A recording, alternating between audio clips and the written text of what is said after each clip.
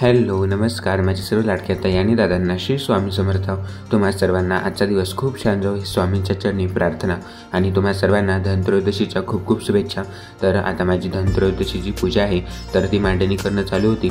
तर कालच्या व्हिडिओमध्ये मी तुमच्यासोबत शेअर केलं की मी म्हणजे धनतेरससाठी नवीन काय वस्तू खरेदी केल्या, म्हणजेच जे स्वामी केंद्रामधून मी स्वामींचे फोटो बनवले होते तर ते देखील आजच्या सेवेमध्ये मी त्यांचा यूज करणार होतो, कारण या दिवशी आपण जे काही खरेदी केलेल्या वस्तू असतात तर त्यांची आपण पूजा करत असतो। सर्वात पहिल्यांदा आता आपण पूजा कशी मांडावी तर सर्वात पहिल्यांदा तुम्ही खाली लाल किंवा पिवळ्या कलरचे वस्त्र अंथरून घेऊ शकता।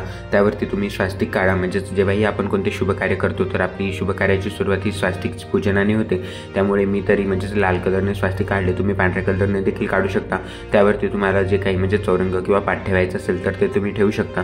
त्यावरती मी म्हणजे माझ्याकडे छोट्या साईजचे चौरंग आहेत तर ते मी त्यांचाच यूज करतो पूजेमध्ये। त्यानंतर मी तो ठेवून घेतला।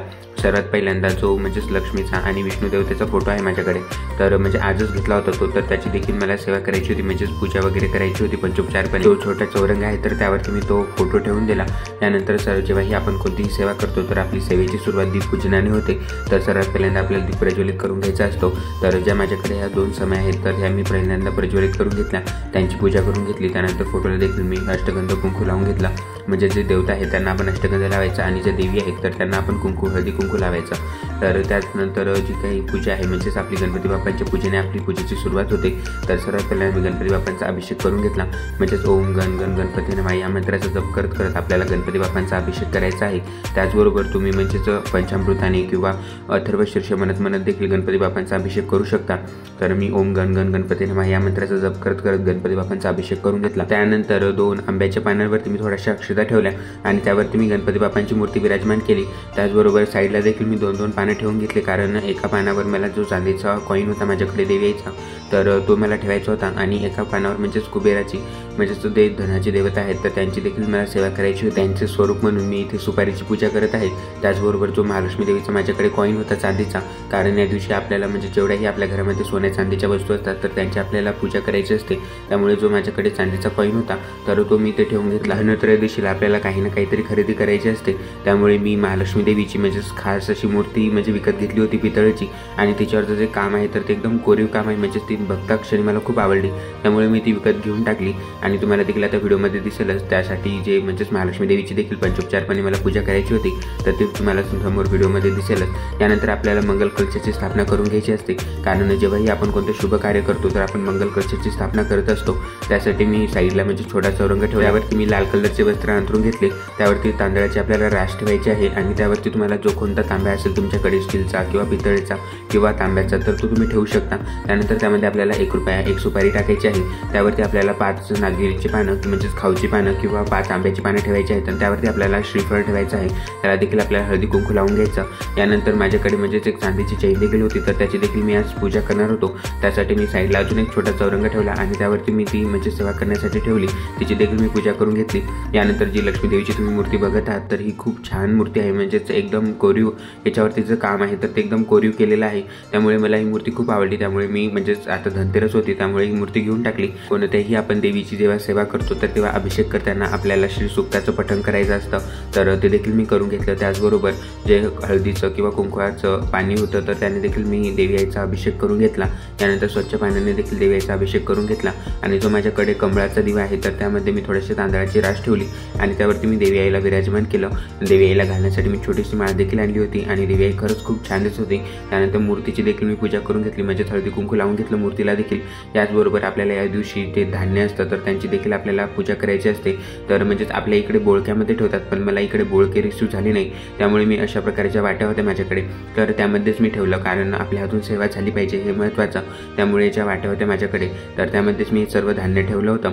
याचबरोबर म्हणजे जेव्हाही आपण माता लक्ष्मीची विष्णूची सेवा करतो तर त्यांना सर्वात आवडीचे म्हणजे शंखचक्र नाम, कारण जेव्हाही आपण यांची सेवा करतो तर तेव्हा त्यामध्ये ते येतच, त्यामुळे जे माझ्याकडे दिवे आहेत शंखचक्र नामचे तर ते देखील मी या सेवेमध्ये लावले होते आणि त्यामध्ये मी तुपाचे दिवे लावले होते, जेणेकरून म्हणजे जेव्हाही आपण महालक्ष्मी देवीची कोणतीही सेवा करतो तर तुम्ही एकतरी तुपाचा दिवा नक्की आवर्जून लावा, जेणेकरून माता लक्ष्मी तुमच्या सेवेकडे म्हणजेच खेचत येते।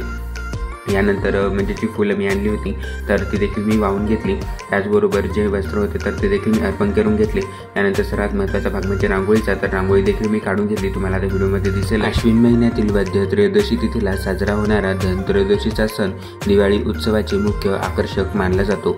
या दिवशी देवतांचे वैद्य भगवान धन्वंतरी यांची जयंती असते। याच दिवशी समुद्र मंथनातून धन्वंतरी अमृत कलश घेऊन प्रकट झाले होते, म्हणूनच धनत्रयोदशीला धन्वंतरीसह माता लक्ष्मी, कुबेर देव यांची पूजा करण्याची विशेष परंपरा आहे। धनत्रयोदशीला खरेदी का करावी? धनत्रयोदशीच्या दिवशी सोने, चांदी, भांडी खरेदी करण्याचे विशेष महत्त्व आहे। ही खरेदी शुभ मुहूर्तावर करावी। दुसरं, नैवेद्य। नवीन खरेदी केलेल्या भांड्यांमध्ये धने भरून त्यांची पूजा केली जाते। हे धने दुसऱ्या दिवसापासून वापरण्याची प्रथा आहे। दिवा प्रज्वलन म्हणजे यमदीपदान। धनत्रयोदशीच्या दिवशी पिठामध्ये हळद मिसळून एक दिवा तयार केला जातो। दीपदानाची दिशा, हा दिवा घराबाहेर प्रज्वलित करून त्याचे टोक दक्षिण दिशेकडे ठेवले जाते। असे केल्याने यमाची कृपा होते आणि अकाली मृत्यूचे भय टळते अशी मान्यता आहे। यमदीपदानासाठी कणकेचे तेलाचे 13 दिवे प्रज्वलित करण्याची प्रथा आहे। धनत्रयोदशीच्या दिवशी भगवान धन्वंतरी, कुबेर महाराज किंवा देवी महालक्ष्मी यांची विधिवत पूजा करावी, कारण त्यांना धनसंपत्तीचे प्रमुख मानले जाते। भगवान शंकरांनी त्यांना धनसंपत्तीचे वरदान दिले आहे, म्हणून धनप्राप्तीसाठी कुबेर महाराजांची पूजा केली जाते। तसेच धन्वंतरी हे आरोग्याची देवता आहेत। आपल्या घरात केवळ संपत्ती येऊन उपयोग नाही, तर ती उपभोगण्यासाठी चांगले आरोग्यही असायला हवे, म्हणून त्यांची पूजा तसेच आपल्या घरातील धनसंपत्ती वृद्धिगत व्हावी, लक्ष्मी चांगल्या मार्गानेच घरात यावी आणि कायमस्वरूपेने स्थिर राहावी म्हणून महालक्ष्मीची पूजा केली जाते। धार्मिक मान्यतेनुसार भगवान धन्वंतरीचा जन्म धनतेरस दिवाळीच्या 2 दिवसाआधी धनत्रयोदशी म्हणून साजरा केला जातो। जेव्हा भगवान धन्वंतरी प्रकट झाले तेव्हा त्यांच्या हातात अमृताने भरलेला कलश होता। हिंदू धर्मानुसार ते आयुर्वेदाचे देवता आहेत। या दिवशी भगवान धन्वंतरीची पूजा करणे अत्यंत शुभ मानले जाते। धनत्रयोदशी आणि धन्वंतरी जयंती या नावानेही धनत्रयोदशी ओळखली जाते। हिंदू पौराणिक कथांमध्ये धनत्रयोदशी हा दिवस शुभ मानला जातो, कारण या दिवशी धनाची देवता कुबेरासह देवी लक्ष्मी समुद्र मंथनाच्या वेळी महासागरातून अवतरली होती असे मानले जाते। तेव्हापासून लोक देवी लक्ष्मी आणि भगवान कुबेर यांना यशस्वी जीवन जगण्यासाठी, देवी आशीर्वाद मिळवण्यासाठी प्रार्थना करू लागले। धनत्रयोदशी दिवशी सोन्या चांदीच्या मौल्यवान धातूंची खरेदी करणे हे देवी लक्ष्मीचे घरात स्वागत करण्याची शुभ मानले जाते। नवीन व्यवसाय सुरू करण्यासाठी किंवा घर, कार आणि दागिने खरेदी करण्यासाठी धनत्रयोदशी दिवस अत्यंत शुभ मानला जातो। धनत्रयोदशी या सणामागे एक मनोवेदन कथा आहे। कथित भविष्यवाणीप्रमाणे हेमाराजाचा पुत्र आपल्या 16व्या वर्षी मृत्युमुखी पडणार असतो। आपल्या पुत्राचे जीवनाची सर्व सुख उपभोगावेत म्हणून राजावराने त्याचे लग्न करतात। लग्नानंतरच 4था दिवस हा तो मृत्युमुखी पडण्याचा भयंकर दिवस असतो। या रात्री त्याची पत्नी त्यास झोपू देत नाही। त्याच्या अवतीभोवती सोन्या चांदीच्या मोहरा ठेवल्या जातात। महलाचे प्रवेशद्वार ही असेच सोन्या चांदीने भरून रोखले जाते। सर्व महालात मोठमोठ्या दिव्यांनी लखलखाट प्रकाश केला जातो। ती त्यास वेगवेगळी गाणी व गोष्टी सांगून जागे ठेवते। जेव्हा यम राजकुमाराच्या खोलीत स्वरूपात प्रवेश करण्याचा प्रयत्न करतो तेव्हा त्याचे डोळे सोन्या चांदीने दिपतात। या कारणास्तव यम आपल्या जगात म्हणजेच यमलोकात परततो। अशा प्रकारे तिने राजकुमाराचे प्राण वाचवले, म्हणूनच या दिवसास यमदीपदान असेही म्हणतात। या दिवशी सायंकाळी घराबाहेर दिवा लावून त्याच्या वातीचे टोक दक्षिण दिशेला करतात। त्यानंतर त्या दिव्यास नमस्कार करतात।